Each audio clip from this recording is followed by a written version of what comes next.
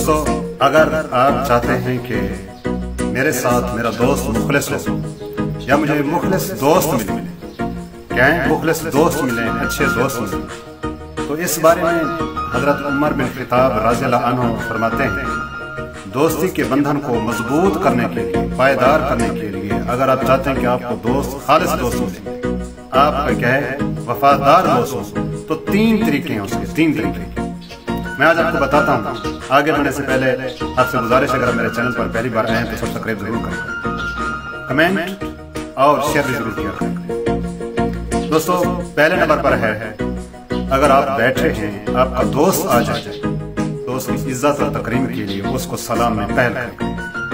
अगर कहते हैं अगर मुनासिब हो तो उठकर खड़े होकर उसको क्या करें, आगे जाकर उसको सलाम करें।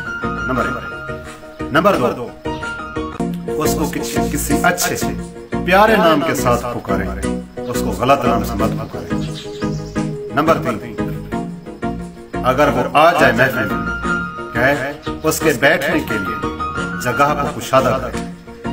अगर हो सके, अगर जगह ना बन रही हो तो आप उसको क्या बड़े खलूस और प्यार के साथ आप यहाँ पर बैठ जाए, मैं दूसरी जगह पर जाकर बैठता हूँ।